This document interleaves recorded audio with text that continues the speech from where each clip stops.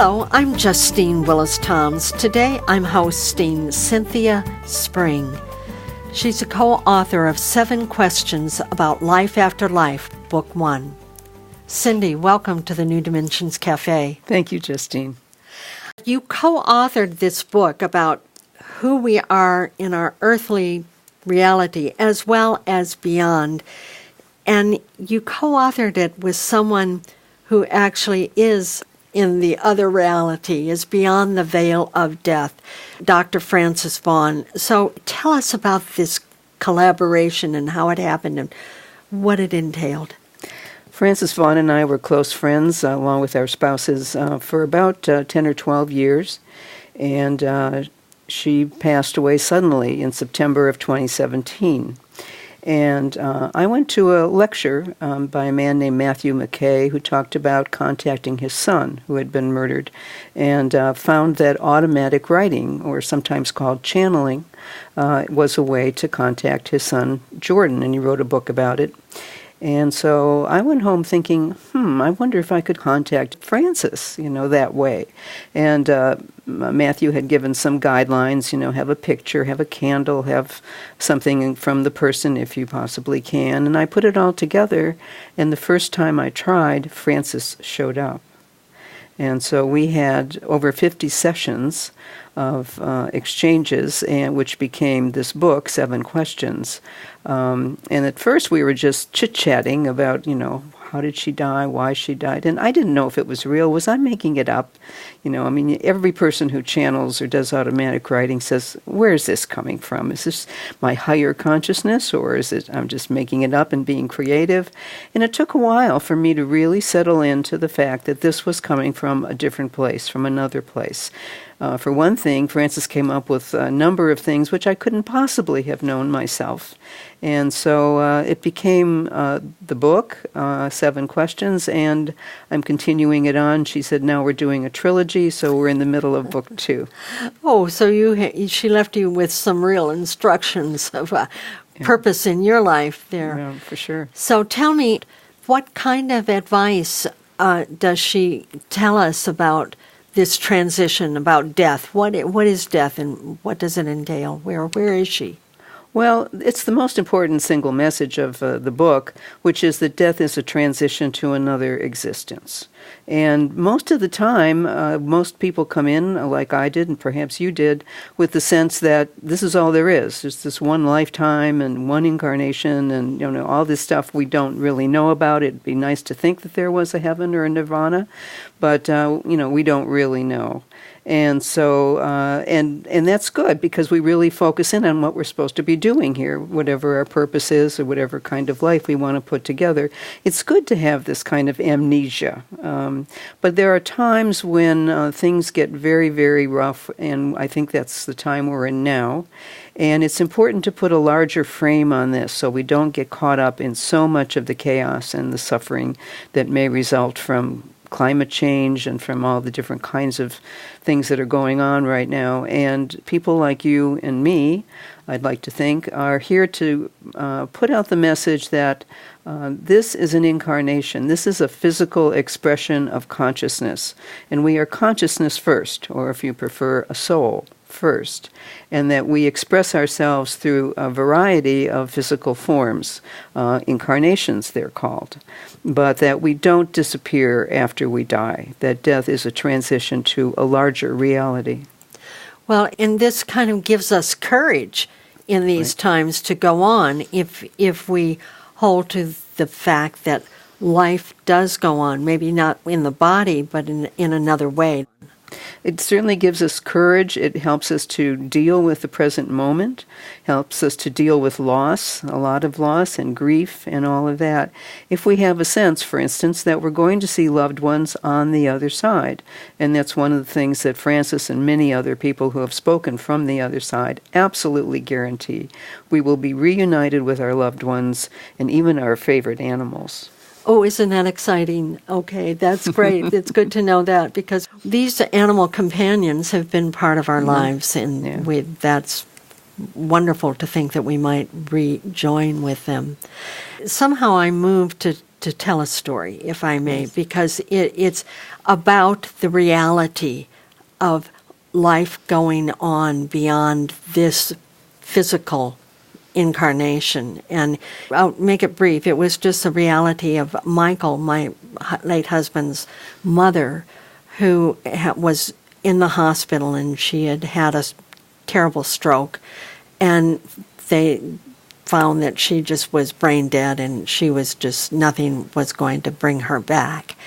And so Michael advised to go ahead and unplug her.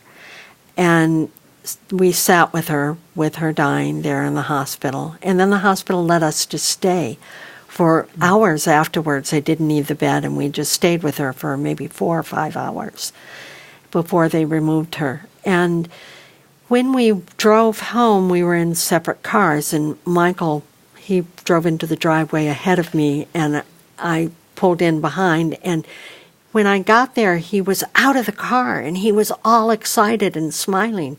And I couldn't imagine, why is he so radiant? His mother just died. And I came to him, and he said, "I just heard from Mother." And I said, "What? What are you talking about?"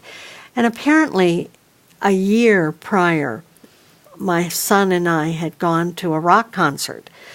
And my son had taken the ticket, and he had pasted it up on the side of the windshield. And just as Michael was driving in the driveway, he was having second thoughts. Did I do the right thing in unplugging Mom? And in that very moment, that sticker that had been in that windshield for over a year peeled off the windshield and landed on the dashboard. And it said, "Grateful Dead Backstage Pass." And it was undeniable that something else was going on, that there is consciousness that goes on beyond the physical body. There are so many different stories of being contacted by someone at the time of their death. I had a cousin who received a phone call in the middle of the night from my uncle, who was dying hundreds of miles away, and his phone rang, and there was no message, but just the recording of the who called and the phone number, and it was my uncle. And it turned out that that was the exact moment he passed away, and it was on my cousin's cell phone. So there are many ways that people on the other side have tried to connect with us and contact us, all to say that they're alive and well. They're experiencing another existence, and that's what Francis's message is in this book, 7 Questions, is that death is a transition, and we move on to a greater reality and another existence. And there are many, many examples of that. I was moved in the book to hear Francis talk about learning doesn't stop when we die, that, we continue to be in a lifelong learning process, or I kind of think like, we continue to be in school, and what would you have to say about that? Did that surprise you? It did a little because, growing up in my background, Catholic background, you got this sense that heaven was all about harps and roses and just kind of hanging out. And it really is about continuing your own evolution, planning your next incarnation, figuring out how you can contribute from that side to the physical side, to our side. Frances is ready and willing to help as much as she can in the upcoming times when we're going to face some rough sledding, for sure, from a variety of bad things that are going on right now, but they want to help, they want to be contacted, and they're looking forward to us rejoining them where they are. So I know that this book is a dialogue, so you're asking her questions, you're standing in for us, Cindy, and using some of the questions that we all might have, and then she's reflecting back. So what is her advice for these perilous times that we're living in? Be in the present moment as much as you can. Be of service, and that can be very modest. Just continue what you're doing. I mean, imagine if we all threw up our hands and said, it's over, why bother? Then the whole thing would come to a grinding halt within a day or two, right?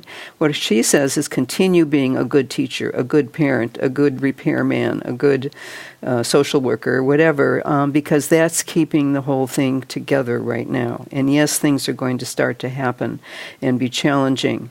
But be strong and know that this too shall pass. Once you pass over, all those trials and grief and loss are going to be in your incarnation, and you will be in a much, much more positive, light-filled and love-filled place.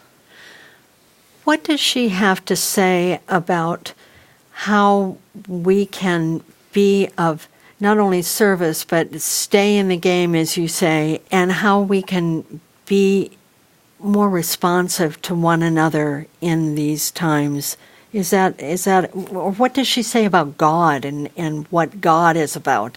Most everyone who reports back from that side says yes, but it's not any kind of individual. It is, in fact, an omnipresence. It's a presence of light and love that infuses everything, and that when you're in it, you know that you are part of it. You are part and parcel of it. You are not separate from it. There's no separation. And in fact, one of the things that we have to come to understand is our own divinity. And that's not easy to do if we think that, oh, we're just mortal, we're not divine. Most religions have taught that there's a separate divine being somewhere or, present somewhere. No, we're part of it. We're part of all of that. And finding our own divinity is part of what we're trying to learn.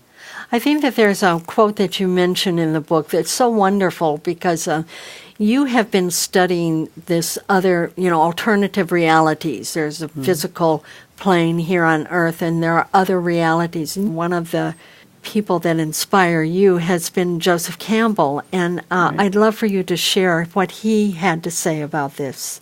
He did a wonderful series with Bill Moyers called, I think, The Masks of Eternity, and Moyers asked him, well, what is faith really? And Campbell says, I don't have faith. I have direct experience. And many other people, Huston Smith, who is a wonderful teacher of comparative religion, and many other people say they get beyond just some kind of learning from books, and they get to have their own direct experience. And Frances talks about the different kinds of ways that you can have your own direct experience.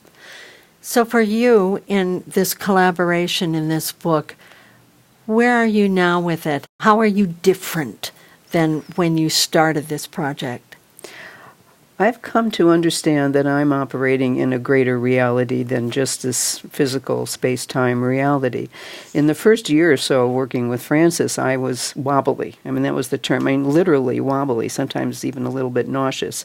Am I here in this, physical space-time dimension, or am I with Frances in this much larger, greater reality? And I felt like there was a here and a there. Then at some point that collapsed, and it all became here. And, certainly I still pay attention to, crossing the street carefully and all of that. But it's a sense that we are embedded in a much larger reality. And it allows me to look at things like, for instance, the terrible mass violence events that we're having with a bit of, a different kind of light. For instance, when you see these people being massacred in some church or, concert or something like that, it's horrible. There's no, excuse for that, and there's no getting around. It's moral outrage. But it's also about bringing people's attention to what's going on. There's a message in those kinds of events, and one of them is how many people respond, how many more thousands of people respond than the one, person that's caused the problem. So many examples of people just responding with money, with time, bringing together, there was a mosque situation in New Zealand earlier this year where about 50 people were mowed down. 20,000 people came to a memorial from all different religions, which wouldn't have happened if that horrible incident hadn't happened. It's not excusing it, but it's just trying to say this is what is, and you can put a different kind of frame on it. So holding this larger reality that their life is a transition. It's the body may disappear, but life goes on in some way. And we can contact that other reality. We can be in contact with our loved ones. Absolutely, and with other people too, with people that we consider mentors. Frances told me at one point, she said, there are other people waiting in line to have you as a channel. And I said, wait a minute. I'm really happy doing what we're doing. We have a trilogy to do. I'm only in the middle of the second book at this point, and we're working on, we're going to have a third book. And I said, I'm not ready to be a channel for a lot of other people. And she said, you wouldn't believe the number of people that are on this side who would love to have contact with loved ones, or even with people who would like to continue their work. Jane Roberts, who wrote many channeled books with an entity called Seth, also did one with William James. And that one, it's William James, right? And she did it 60 years after he died. But if you read it and you know anything about his writing, it sounds like William James, from a different vantage point. So they're waiting out there, to transmit their support and their messages. So you're saying you don't have to have some sort of special talent for this. I mean, you weren't talented in channeling people prior to this, right? No. In fact, I was a dud at all my psychic development classes. It never did well. No, I just tried it because whatever, the timing was right. I had just lost Frances about 4 months earlier, and someone said, you can contact these people and see if you can carry on a conversation. And of course, then Frances said later, she said, I was waiting for you. I was sending you the message, and I knew you were going to show up, and I knew we were going to do these books together. Oh, it's so beautiful. Well, you're really giving us a lot of encouragement. Thank you so much for being part of the New Dimensions Cafe today. You're very welcome. I've been speaking with Cynthia Spring, and she's a co-author or collaborator with Dr. Frances Vaughan of 7 Questions About Life After Life, Book 1. And if you want to know more about her work, you can go to her website, cindyspring.com, or you can get there through the New Dimensions website, newdimensions.org. You've been listening to the New Dimensions Cafe. I'm Justine Willis Toms, and I do invite you to please tune in again.